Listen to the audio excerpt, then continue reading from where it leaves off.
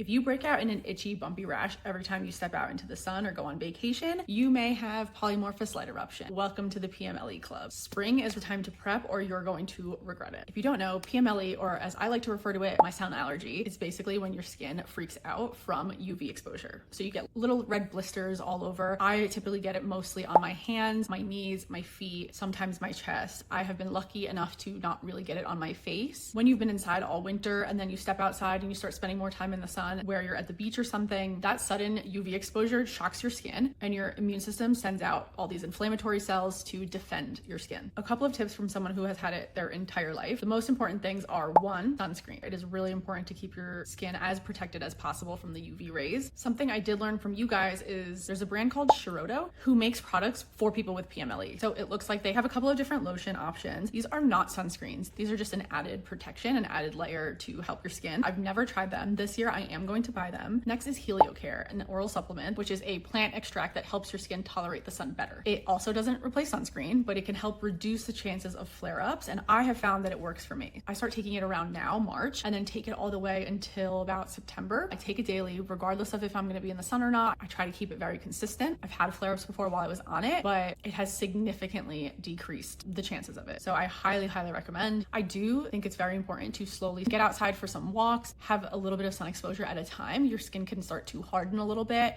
and it won't be as much of a shock. If you do have a flare-up and it's unbearable, it has kept me up at night. I have woken up itching. It is so awful. There's hydrocortisone, which you can buy at any drugstore. That is the mildest steroid. It could help with the inflammation and itching. And then of course there is prescription strength. My dermatologist has prescribed me triamcinolone. The topical steroid creams do work. Sometimes they don't. It is not good to rely on them because they can cause skin thinning. Steroids can weaken your skin barrier over time. You can go through steroid withdrawal, which can be an even bigger issue if you're using it long term. There's a potential for skin discoloration and an increased risk of fungal and bacterial infections. Those are really a last resort. You can take antihistamines, whether or not they help. Sometimes they do, sometimes they don't. Along with the antihistamines, I would take ibuprofen, which can help with inflammation and reduce any of the swelling. Cold compresses always help. Aloe vera doesn't heal it, but it does feel really soothing. I have bought aloe vera with some kind of numbing agent, maybe lidocaine or something, like a little bit, which also helps to numb the area. That's basically all my tips. It is no fun. Let me know if you have any tips or any products that have worked for you. Most importantly, if you ever need somebody to talk to while you're going through a flare-up, please DM me. I totally get it. It is a very isolating experience. Nobody understands how manic inducing it is to be so itchy all over. I get it, and I'm here for you. Happy spring.